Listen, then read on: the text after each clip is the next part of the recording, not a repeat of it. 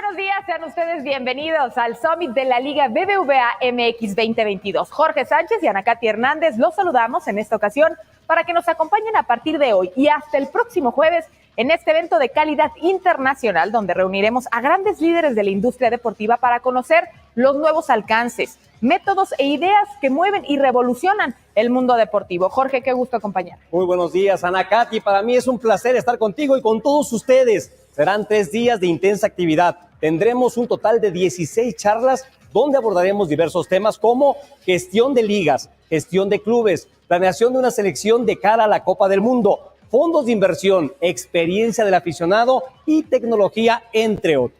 Por medio de estas 16 ponencias estaremos en contacto con los encargados de seguir enriqueciendo y desarrollando el mundo del deporte. Y por si fuera poco, por medio de estas 16 ponencias estaremos en contacto con los encargados de seguir enriqueciendo y desarrollando el mundo del deporte. 2022 tendremos aquí la primicia de los nominados al Balón de Oro de la Liga BBVA MX, así que sencillamente está imperdible. Pero antes de esto es importante que saludemos y escuchemos al anfitrión de este Summitt de la Liga MX. Mikel Arriola nos tiene preparado este mensaje para todos ustedes.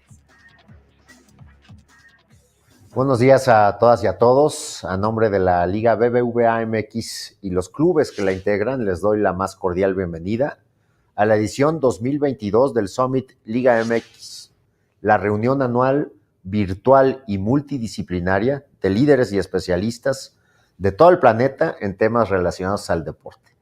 Durante 3 días, del 7 al 19 de junio, podremos ver y escuchar a partir de las 9 horas del Centro de México, a través de las plataformas digitales de la Liga BBVA MX, sesiones que abarcan temas de interés, actualidad y vanguardia de la industria deportiva desde las voces de quienes la lideran a nivel mundial.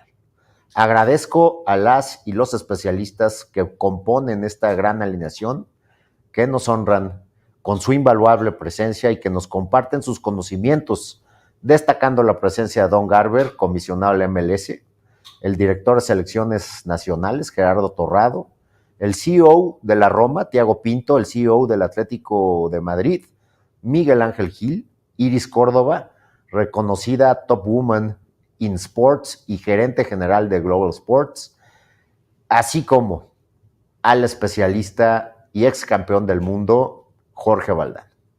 También agradezco a los moderadores de distintos medios de comunicación, quienes a partir de su experiencia enriquecen cada una de las sesiones.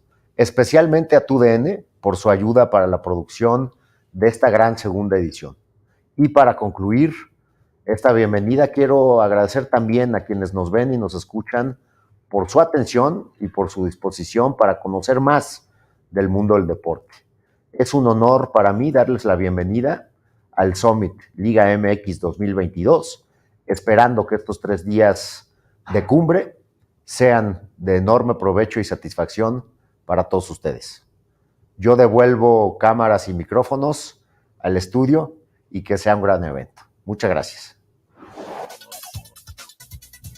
Muchas gracias, Mikel. En breve estaremos de regreso contigo, pero antes queremos recordarles que esta es la segunda edición del Summitt de la Liga BBVA MX en 2021. Ya escuchamos y tuvimos grandes testimonios de auténticos referentes. Javier Tebas, presidente de la Liga, Ferran Soriano, director general del City Football Group, Monchi Rodríguez, director deportivo del Sevilla, y John de Luisa, presidente de la Federación Mexicana de Fútbol, entre muchos otros. Y este año, créanme, el programa viene igual o recargado, Ana Katy. Así es, y es que en esta edición del 2022 del Summitt de la Liga BBVA MX tendremos la oportunidad de escuchar y entender los métodos de trabajo de don Garber, por ejemplo, comisionario de la MLS, también de Jorge Valdán, futbolista, campeón de Miguel Ángel Gil Marín, el mandamás del Atlético de Madrid, la revolución portuguesa de uno de los clubes más icónicos de la Serie A, entre muchos otros. Así que prepárense para disfrutar, generar discusión y aprender de la industria deportiva junto a nosotros, que al final ustedes hacen mucho de este Summitt del día de hoy. Estamos listos, solo hay que revisar qué nos depara este primer día del Summitt de la Liga BBVA MX 2022. Tendremos 5 ponencias. Iniciaremos con Mikel Arriola, presidente ejecutivo de la Liga BBVA MX, quien compartirá espacio con don Garber, comisario de la MLS, en la conferencia Liga MX y MLS, las competencias del futuro. Así es, a ellos les seguirá Thiago Pinto, director general de la Roma con su visión moderna en el fútbol de élite. El fútbol femenil también toma un espacio en la charla, y es que es el desafío del status quo, la inversión, la innovación y la generación de tecnología alrededor del deporte es fundamental. Por eso escucharemos a Javier Sobrino e Iris Córdoba como pioneros del ecosistema deportivo. Para terminar el día, revisaremos un mercado que se está abriendo camino y de la mano de expertos abundaremos en el tema de los NFTs. Además, en este gran primer día que tenemos preparado para ustedes del Summitt de la Liga BBVA MX 2022, en este evento queremos tener la comunicación con ustedes porque son ustedes los que hacen posible que podamos detonar polémica y por supuesto discusión además de análisis. Lo hacemos a través de las diferentes plataformas, así que los invitamos a que interactúen con nosotros y se hagan presentes sin importar la distancia, esto solo a través de las redes sociales usando el hashtag Summitt Liga MX, así como también pueden suscribirse de manera gratuita al evento en el sitio summit.ligamx.net. Jorge, está más que puesto todo. Queremos leerlos, saber qué piensan, qué desean conocer del mundo del deporte. Así que sin más preámbulos, dejamos con Alejandro Berry, quien será el encargado de moderar la primera ponencia, las competencias del futuro. Dos socios que tienen claro el objetivo de trascender a nivel internacional, con la expansión de la Leagues Cup, el Juego de las Estrellas y muchos planes a futuro. Alejandro Berry, amigo, estamos contigo. Gracias, muchas gracias, compañeros en el estudio. Thank you very much. My name is Alejandro Berry. I'm a sports anchor for TUDN, Televisa Univision, and it is my absolute pleasure being here with you for the Liga MX Summit 2022. We're going to be having important conversations with the most influential people in our business. So if you like soccer, this is where it's at. Thank you for joining us. And believe me, it's going to be worth your while. So before we dive into the questions and answers from our guests, let me introduce them to you. We have joining us here Mikel Arriola, Executive President of Liga MX, and also Mr. Don Garber, MLS Commissioner. So before we go ahead into the questions and answers, I just want to give you guys an opportunity to make some sort of an opening statement. So let's start with you, Mikel. First of all, thank you for having me.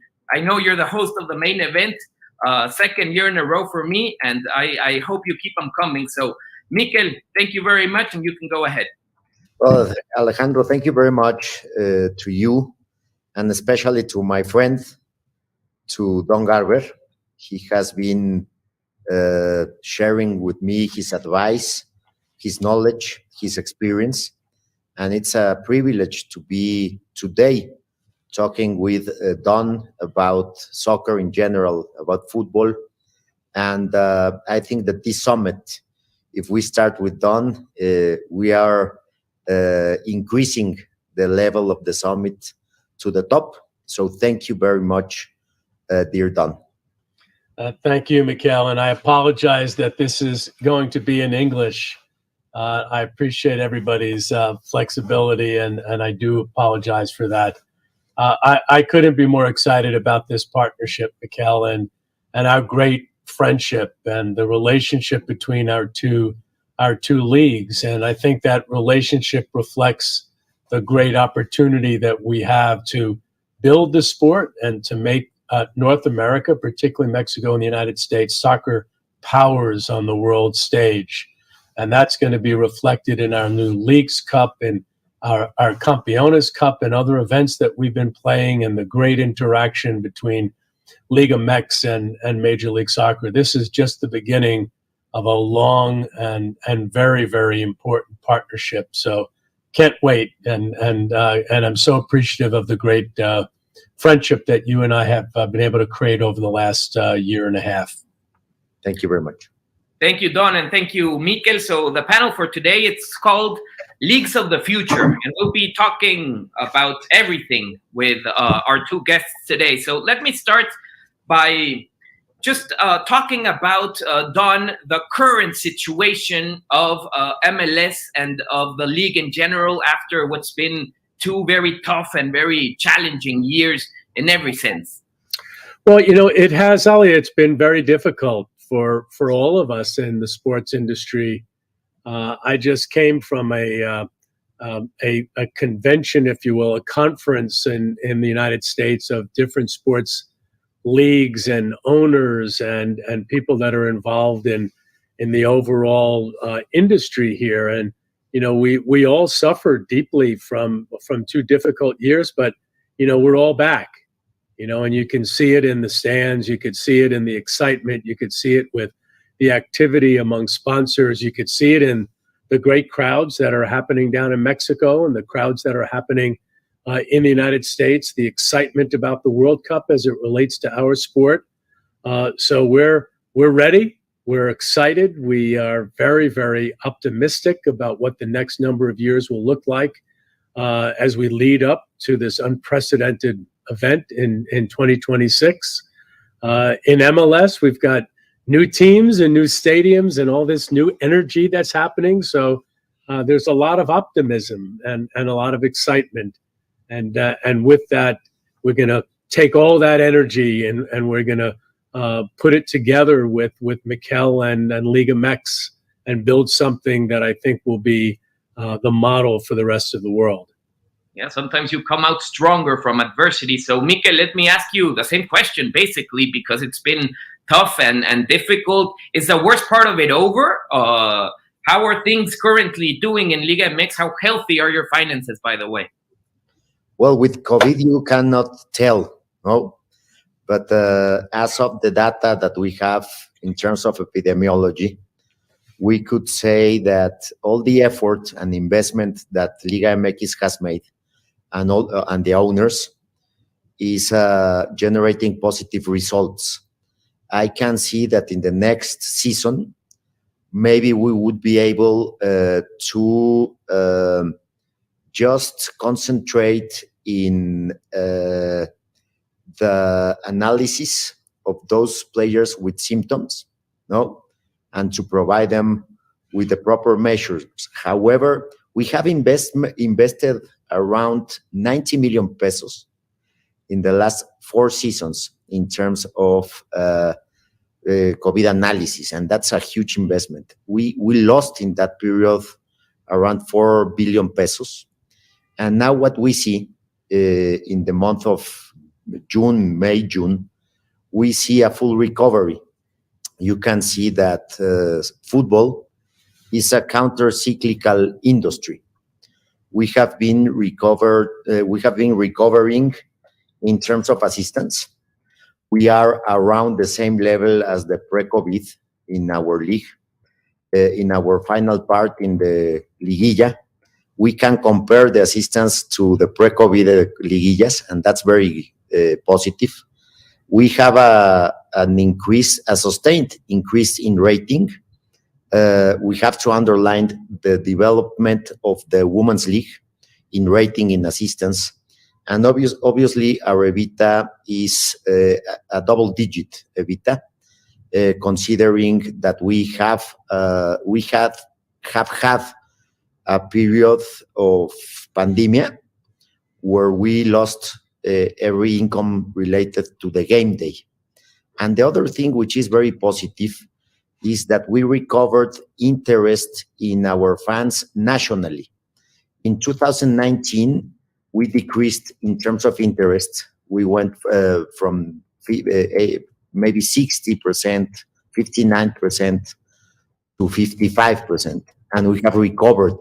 We went to 60% in among 2020 and 2022.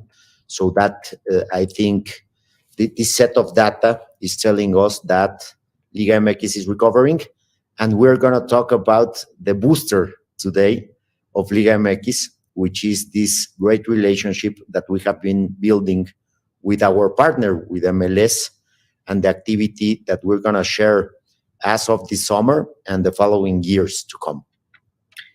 By the way, you can feel free to jump in at any given moment to make a casual conversation. But Don, let me ask you this: what are the big lessons learned from all of this? Are we better prepared for the uncertain if it comes to in the future? Because as Mikel said, with COVID, you really never know. It could be COVID or it could be something else. But I feel like this experience made us stronger and made us learn lessons that could be applicable in the near future as well.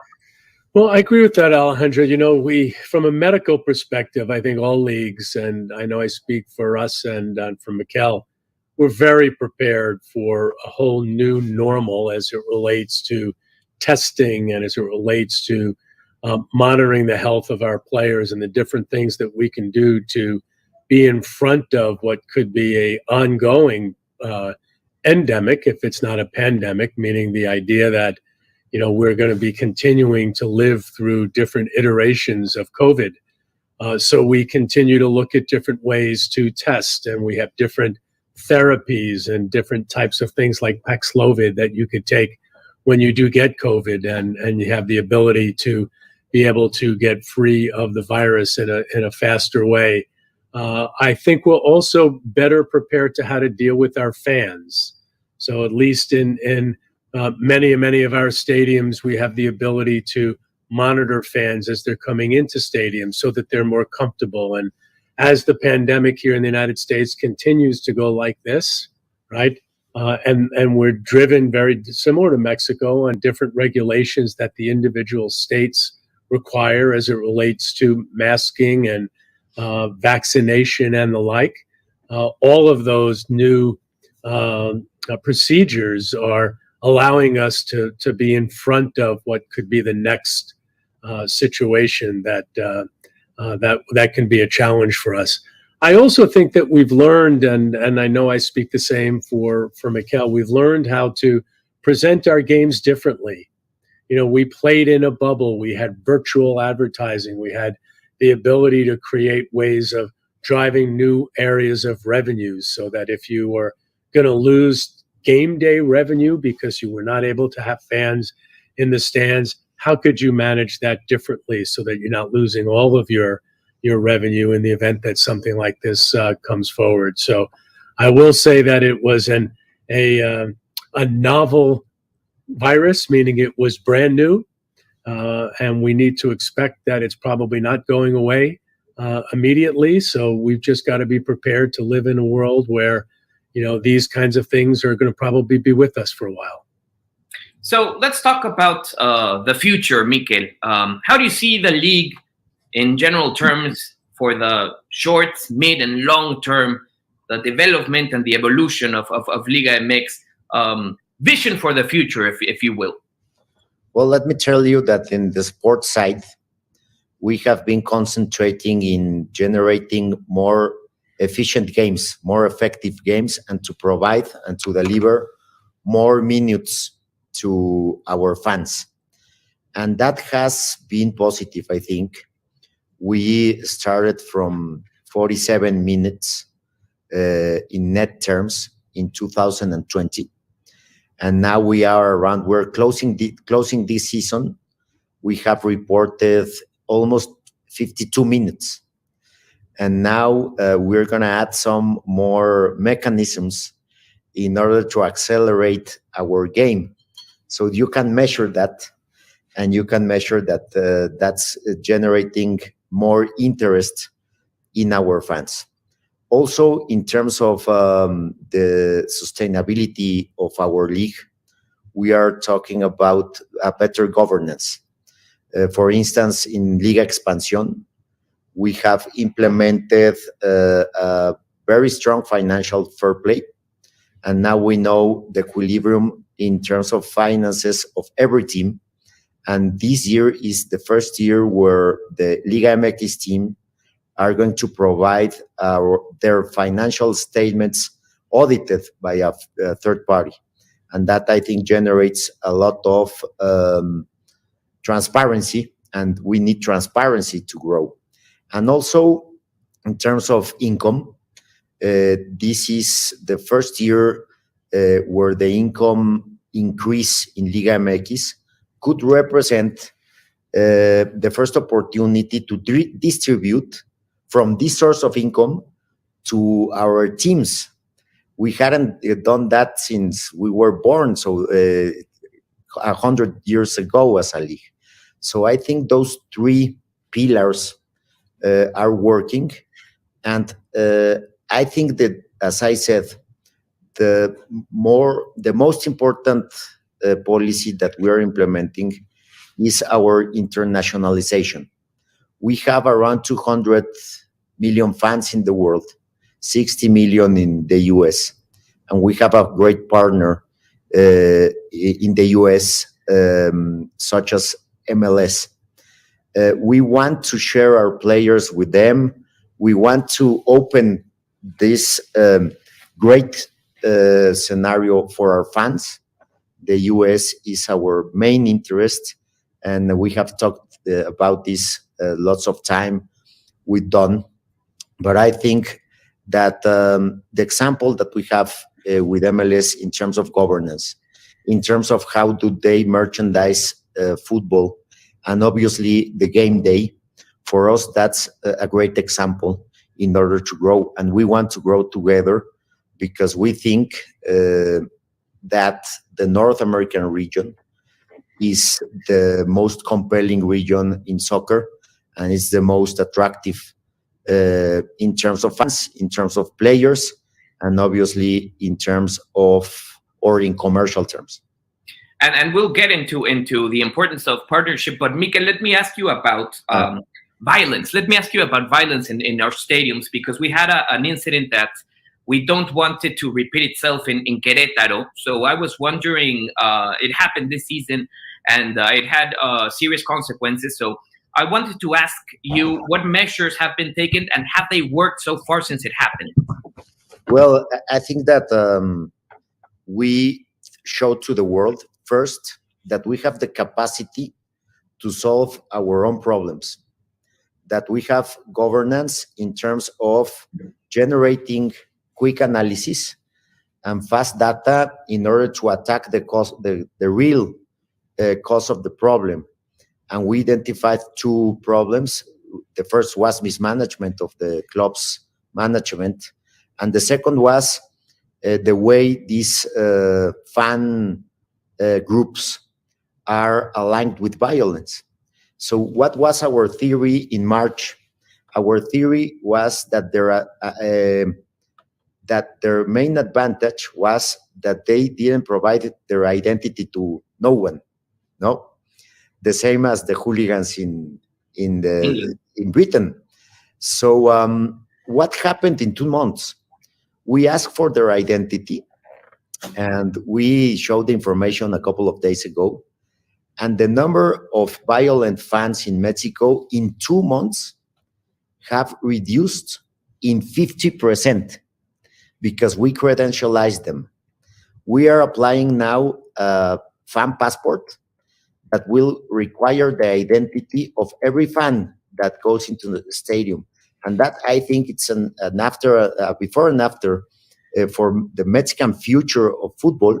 And the great data here is that the assistance to the stadium with 60% or 50% less violent fans grew 11%. So our theory is now sustained by evidence. If you take out a violent fan, you will gain a couple of additional familiar fans that want to generate this support for their teams, but not to generate violence. So we have a before and after in positive terms in our league. And I see in the coming future, in the near future, that our assistances are going to keep increasing, and that our fight against violence and against violent fans and hooligans will increase in terms of success in this swap that we are concentrated in, swap between violent fans and great fans, supported fans that are aligned with this policy. That is good to know and good to hear, because people just want to go to the stadium and have a good time and have a good experience. So, Don, back to you. A vision for the future. How do you see MLS in the years to come? Well, let me just start by saying to everyone and give a clap, an applaud to Mikel. The day that this happened, he and I spoke and we expressed our support and our desire to help in any way. And Mikel, from the very, very beginning, he and his staff had a good plan. They were focused. I think the more time you spend with Mikel, you know that he is a data-oriented thinker and operator. And the idea that you can just snap your fingers and change 100 years of culture is impossible. But if you think about things differently and you go about making changes quickly, like the idea of the fan passport and like the idea of understanding who these people are and monitoring that and challenging that, and then using all that information to change the dynamic, which I think has happened very quickly. And the data, obviously, Mikel shows that. So congratulations to you. And we've got great confidence in your plan and vision to deal with that and address it going forward. You know, with MLS, it's a very different, you know, it's almost a Harvard Business School study when you look at the difference in the two leagues. Yeah. You know, in Liga MX, you have 100 years of history, and you have a sport that dominates the culture. And it is I say it's like food, family, and football down in Mexico. Those are the things that matter. And you could add, you know, religion to that. Those are the things that drive the psyche and the emotion of the Mexican population. Well, in America, it's very different. You know, you have so many sports and you have so many things that have been going on in our industry for that 100 years. And then you have MLS that's, you know, just over 25 years old, building a league from scratch and doing it through new teams and new stadiums and creating a plan. Mikel and I talk about that as governance, to create a blueprint for the future. And that blueprint sort of has been playing out successfully over the last number of years. Our story still is about momentum. It is about capturing the heart and soul of all those people that care about soccer or football in the United States and have access to so many leagues. There's more soccer on television in the United States than any other sport by a lot. You have every league in the world is broadcast in the US, and there's no shortage of interest in following soccer in the United States. And our role is to create a local connection, a passionate cultural identity in each of our now 27 cities. And then how do you create history? And history is very difficult to create without actually going through it. So our plan is to try to go about it as quickly as we can and create those special moments that a family can share together, and trying to create a commercial opportunity around that. So that we have a new team that came in this year in Charlotte, which has been very successful. Its opening game with 70,000+ people, one of the biggest games in the world so far this year. We have a new stadium that came online in Nashville, 30,000 seats. It's selling out every game. A new team coming in St. Louis that'll come in next year. So much of this really is, excuse me. So much of this is about growth and momentum, and then ultimately, you know, creating what we call a lifelong relationship with a fan. And that very much is what the MLS plan is about. It's what we think about every day. Secondly, I will say, and I know Mikel and I talk about this all the time. At the end of the day, we're in the game of putting on good soccer in our stadiums. And how do you make the game better? In our case, it's about investing in youth. We don't have promotion or relegation. We have a second league we just launched called MLS Next Pro. That is the equivalent of our second league, and every MLS club has one. Underneath MLS Next Pro is MLS Next. That's a national league of academies. Yeah. Right now, 10,000 kids are playing in MLS Next. And that pyramid, MLS Next Pro, Major League Soccer, is our professional pathway. And that is what we're very, very focused on in delivering a hopefully increasing passionate connection for our fans. You said 27 teams, soon to be 30. Is it going to stay at 30, or can we expect more to come? You know, I think we got to get to 30, and then we'll figure out if we go beyond that. But think about that when you know the size of the other leagues. You know, Mikel knows about the size of his league. You know, the United States, we play in the U.S. and Canada. There are 350, 60 million people in our market. That's a lot of people. Yeah. 3 time zones, multiple weather changes. We go from Vancouver to Miami, 65,000 miles I've made that between between those two cities. I know what you're talking about, yes. So you have to have a lot of teams. It's really the only way that you could execute a national business. So Don talked about, Mikel, the promotion relegation that is not part of MLS by design, but it was part of Liga MX. And it's actually a controversial topic when Liga MX decided to get rid of it. So let me ask you this. Has it worked? And is it coming back? Just a couple of comments. Good luck with that one. We currently have, and the relegation hasn't disappeared in Mexico. We had a very serious situation related to the status of the second division in Mexico. And the status of the second division in Mexico was that we didn't know where the money was coming from, and the finances of the teams were unknown. So you had to do something about it. And we decided to make a pause of 5 years in relegation in order to implement financial fair play. And this is the second year after that, or maybe the third year, and the results are very important. We have Expansion League, which is a real development league. They have the second lowest ratio of age of the world in a development league, 23 years of age. And after 2 years of development, we have had 240 debuts of new players under 22 in Expansión, and 42 out of those players are now playing in Liga MX. So after or along those lines, in terms of fair play and economic sustainability, we generated a verification process that is related to the teams in the second division or in Expansión.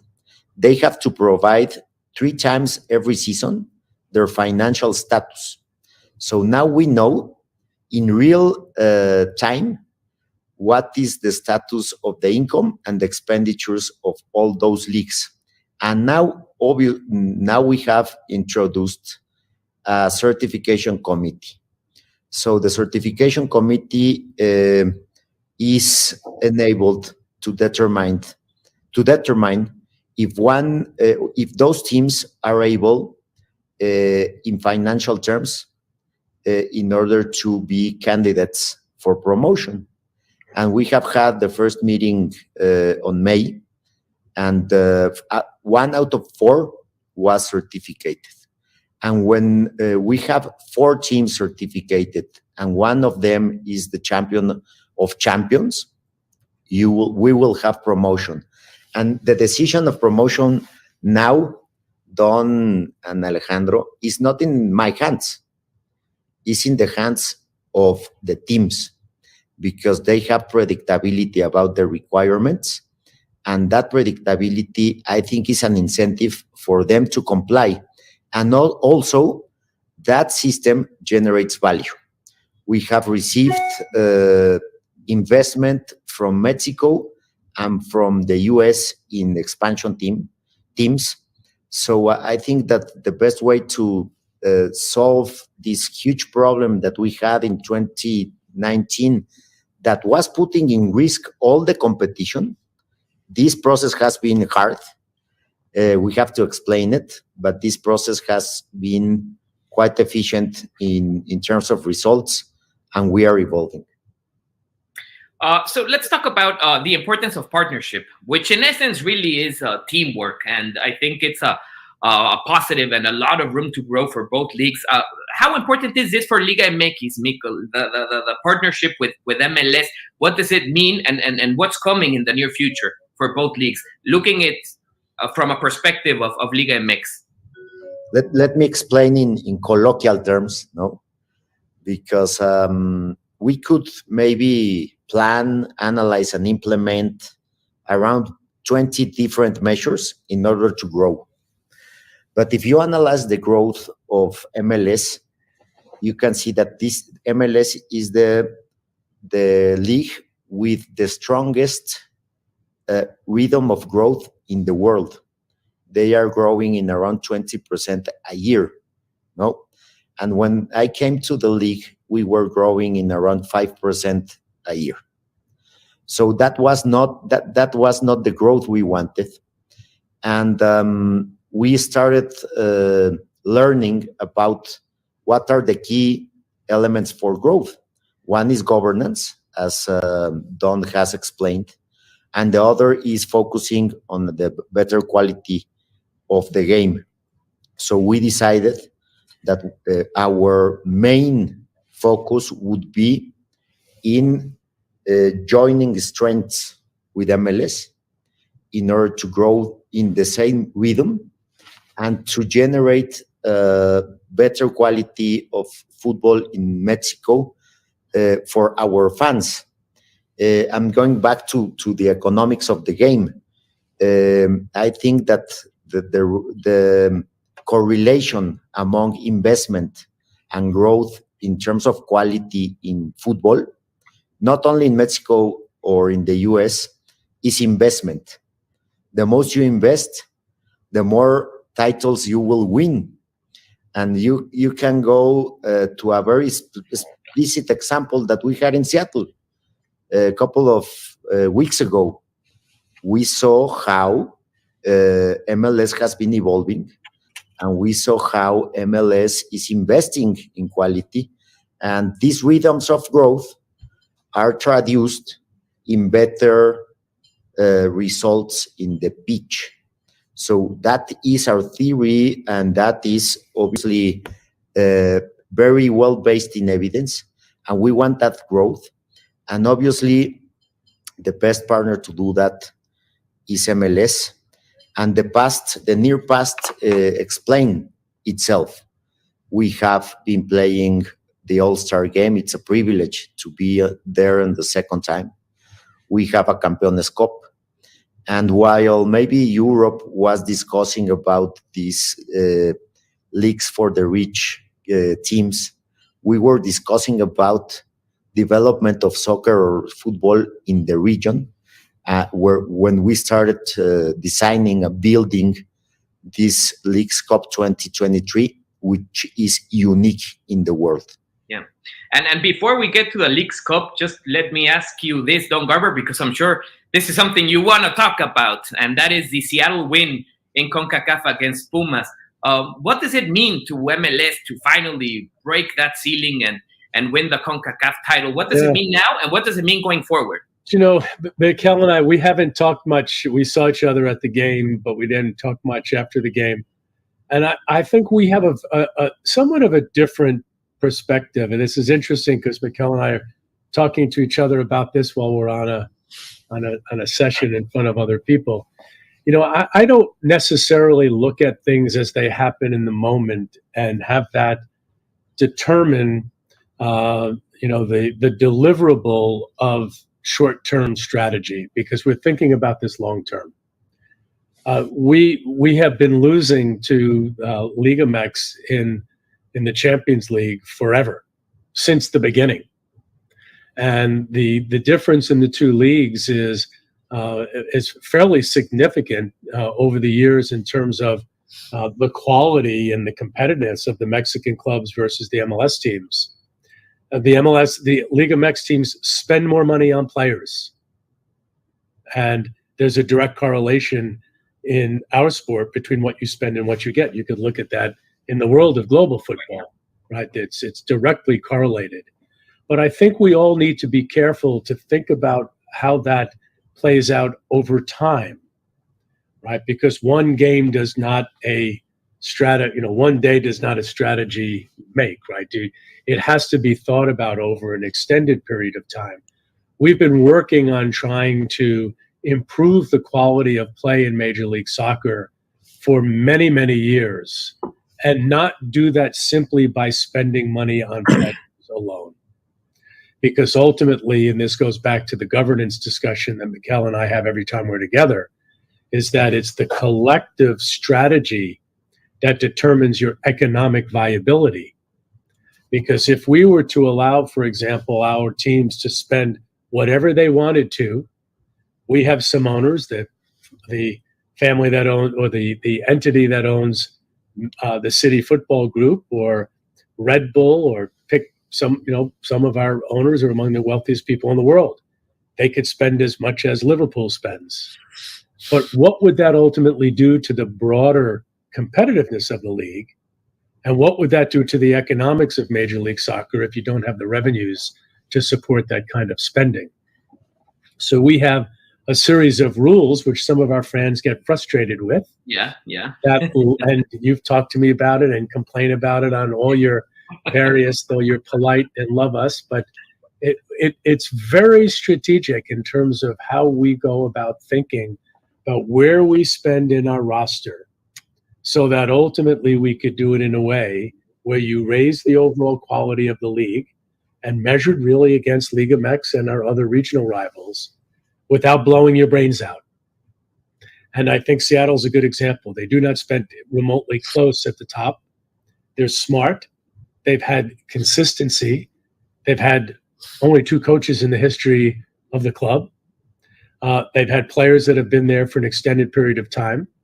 They recruit from certain parts of the region. They're not going out and signing players necessarily from Europe, and many of them being older as opposed to being younger. They have a mix of American and primarily South American players. And that formula has worked for them. They've made the playoffs every year they've been in the league. Yeah. And they won the championship many times, and now for the first time, they won the Champions League final. And we're happy about that. I went to Mikel and said, if you really want to have a strong MLS, you should let us win. And I want a strong MLS. We're not going to let you win. Yeah. But I think it's actually very good for what we're trying to do, to have MLS be more competitive against Liga MX. But we didn't count with Rui Diaz, Don. What's that? Yeah. Yeah. We didn't count with Rui Diaz. Yeah, we couldn't deal with right. So I do really think very much about, and our league does, and we're very focused and analytical about how do we work to help our teams have the tools they need to be able to be strategic about how they invest, while keeping competitive balance within the league, which, by the way, Liga MX has done, right? You have different winners of the Aperture and the Clausura almost all the time, and I think that's great. And I think that's a point of difference for our 2 leagues. So ultimately, we're excited about winning, but if we lost, it wouldn't prove to us. We don't have the same kind of media scrutiny, as you know, Alejandro. If we lost, it wouldn't be like MLS is over. It would just mean that we would have to work that much harder the next time, and hopefully we can turn that excitement into something that will make the Leagues Cup even more compelling. I stood on the stage with Mikel and said, imagine when we have this every year. Uh-huh. Yeah. Because that's what we're going to build. And I'm actually very happy for you guys, because I mean, I followed the league for many years very closely, and it was coming. And the thing is, nobody deserved it more than Seattle because of that consistency that you were talking about. And I'm sure you'll represent CONCACAF in a very good way during the World Clubs Cup. Yeah. So congratulations. One last thing that I'll say, which is positive, and again, I think it benefits everybody. Certainly it benefits Liga MX, it benefits the rest of the world. This country has woken up to the sport. And the rest of the world has noticed that. FIFA certainly has, CONCACAF has. And the number of kids that are playing now in a professional pathway environment, with so many MLS teams in the US and Canada developing players in a very, very strategic way, we will only, just because of the simple size of our country and the investment that's being made by MLS teams in developing players, the future will be bright. Our national team will get better. The league will get better. Liga MX will get better. Their national team would get better. And our dream is to have our region be competitive with Europe and be competitive with South America. And one of those key elements, Mikel, is surely the League's Cup. I mean, that's going to be a signature move on both parts. So can you really talk about the planning behind that, and what do you expect coming out of that tournament? Well, I don't know if Don agrees, but I'm quite new here in the football environment. But when I arrived to the league, we were convinced that we should continue working together, and we had very important properties together, such as Campeones Cup, the All-Star Game, and we were planning in growing, and we were not sure in what way. So our great plan, our great scenario was to have a tournament, a monthly tournament in the year with all of our teams, and that tournament would be official by FIFA or CONCACAF. So we started discussing the strategy. In those times, I remember that the amount of games of CONCACAF Champions League was growing, and the problem in Europe, or the conversation in Europe, was another one in terms of income for the Champions League. So that was that had the spillover effects in politics of the countries, and we were building together. And during the first semester of last year, we had lots of meetings in terms of designing this mechanism to share our strengths. And I think that I would underline the strengths of MLS in terms of governance, their centralization strategy of assets, their financial and corporate governance. For us, that's very important.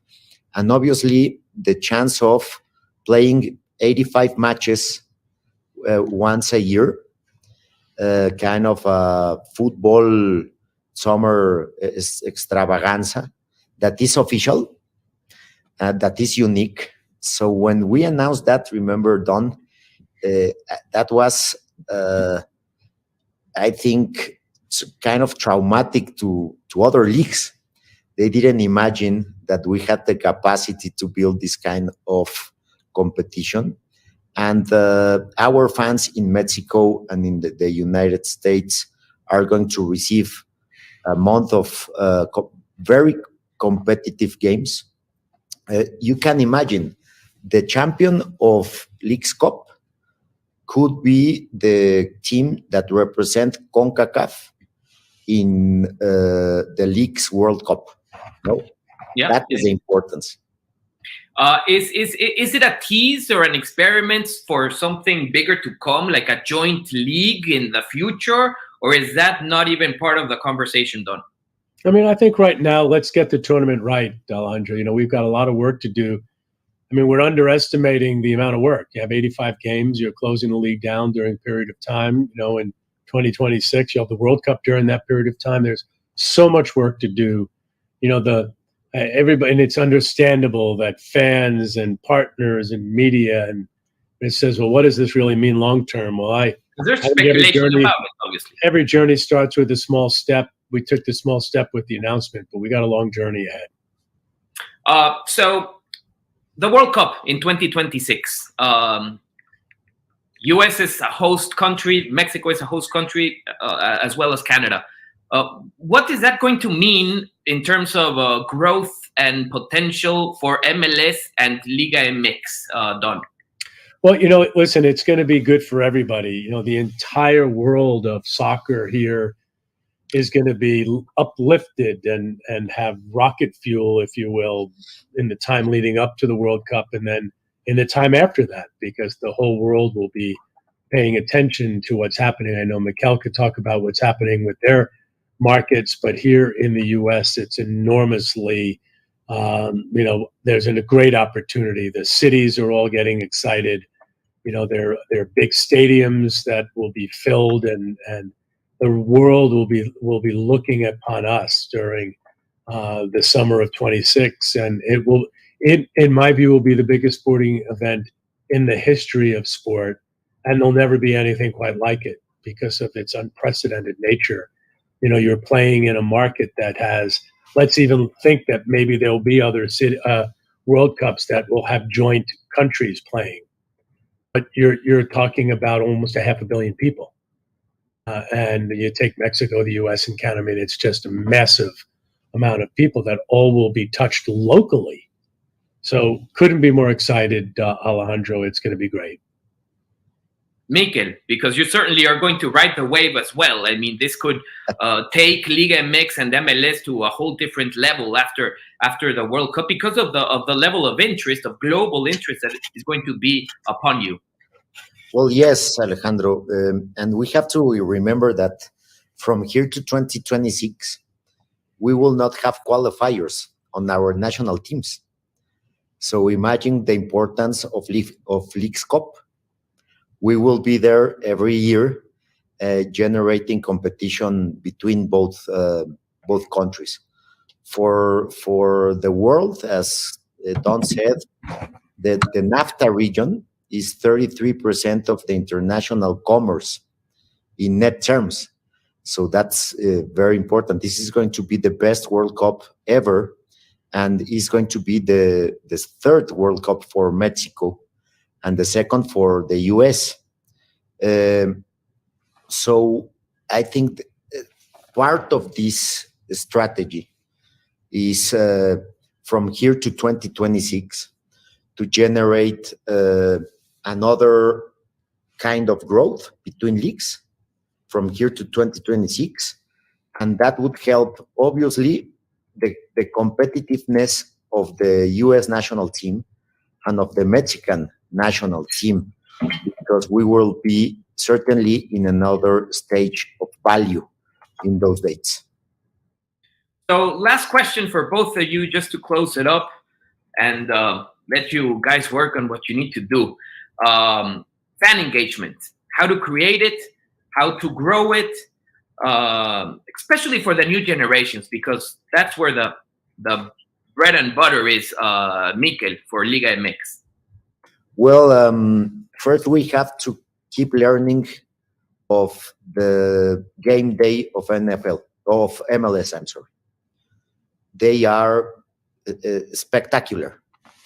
They are homogeneous in their stadiums. They generate a lot of interaction between the fans and the players. And they have generated some other bridges, which are now very technological and digital bridges, which are NFTs, fan tokens, these kind of things that generate interaction. We are developing on that. I think we can show lots of strengths, but one of our areas of opportunity is fan engagement. And I think that this partnership with MLS will show us the way to do it, and obviously to generate more fan engagement with our 60 million fans in the US. Done. So, this is where the North American, sports market leads the sport, Andrew. This is our bread and butter.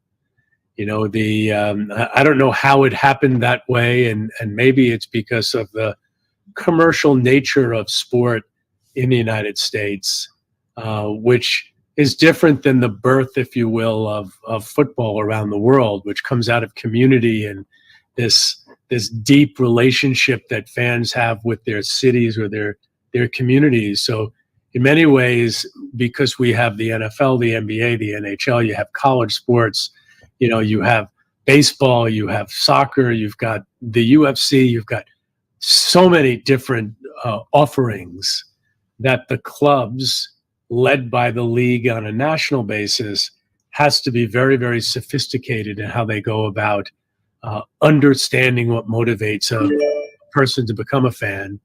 How do you feed that passion? How do you track that relationship?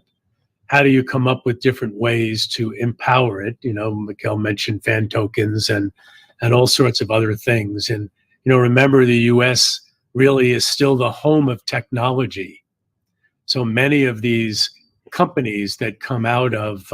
Last night I attended the sports business industry, annual event, and they give awards for these technology companies. You just can't believe what some of these entities are doing now to create a relationship between a fan and their favorite team.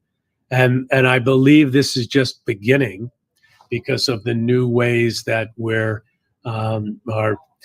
understanding where data lives, and how do you understand that data without violating privacy, and how do you feed the customized, personalized passion of a fan. And we do that. We spend a great deal of our time and energy on that. It's a big investment. Our clubs are investing a lot in that area, and I'm very, very confident that in a digital world with no borders, it will be easy for Liga MX to tap into all that opportunity, because that's really where the world is going today. Personalized, individual connections with things that matter to them. And by the way, Don, now that Mikel mentioned the 60 million Mexican fans living in the US, is there any way to compete for those eyeballs? Because, first of all, for many heritage reasons, Mexican community in the US follows American Chivas more than the LA Galaxy or the Seattle Sounders. Is there any way you can compete for that market as well? Well, it's interesting. 30 to 35% of our fan base is Latino or is Hispanic. And remember, the Hispanic market in the United States is continuing to evolve and become multi-generational. So the Mexican-American market in Dallas is very different than it might be in Columbus, Ohio, or in Atlanta, Georgia, or in Seattle. Pick the various MLS markets. And their relationship with their parent, who might have an association or a passion with Club America, for example, might be different if they live in Seattle. I don't know if I was standing with Mikel, but I think we were together the other night, and I pointed out a family that was sitting in the stands, and the dad was wearing a Club America jersey, by the way, even though Club America wasn't in the game, and the kids were wearing a Sounders jersey. Yeah. And you had a number of people that were families with Mexico flags, and you had the same member of the family with, a U.S. flag. That's the beauty of what we have together that no other league can offer. Yeah. And I'll tell you something that I've noticed going around most of the MLS stadiums, especially young people in communities like Dallas, maybe even New York, LA, like young kids have their favorite MLS team, like let's say Galaxy, but they also support Chivas or America. So they have like two teams for of each league. Like I support my MLS team and I have my Liga MX team as well, which is the best case scenario. Yeah. And it makes us both work harder, by the way, because our local clubs are going to have to earn the connection, the trust, and the love and passion of a fan who might be previously a fan of Necaxa, pick the team, of Atlas, and because it's in that home market, you want them to be a fan of the local team. Exactly. But maybe they're able to do both. Maybe they will watch a Liga MX game on television, but they'll also watch, an MLS game as well. That's not a bad thing. I actually think that's a good thing for us. For sure. So let's close it out. I don't know if you have any closing statements or you want to talk about something else, player development or whatever you have in mind, just to close out the session and the panel, Mikel. Well, thank you, Alejandro. I think that it's going to be a great year for both leagues and that we are working hard, as Dan is stating, and that we are going to keep our efforts in order to increase our quality, to generate more value together, and that this is a unique example in the world. You cannot find this in any pair of countries, in any region, in any pair of leagues. So this is for the benefit of our fans. Done. I think I would say the same thing, Alejandro. We both have the desire to make this region more important, more powerful. We both have individual and commercial objectives, and we have our own business objectives. But at the end of the day, we need to look at each other as partners competing against Syria and Barcelona and Real Madrid and Manchester United and the English Premier League, who are coming into Mexico and coming into the United States and trying to create fans. And our opportunity really is, how can we create fans together and then ultimately create a business opportunity together? And I couldn't think of a better partner to do it with. Thank you, Tom. Don Garber, MLS Commissioner. Mikel Arriola, Executive President of Liga MX. I'm Alejandro Berry, Sports Anchor for TUDN. I want to thank everyone for joining us. And I want to invite you to stay here tuned in the Liga MX Summit 22 for the next panels to come. Interesting conversations, all of them. So thank you very much, Don, Mikel, and we'll send it back to you guys in the studio. Muchas gracias. Adelante.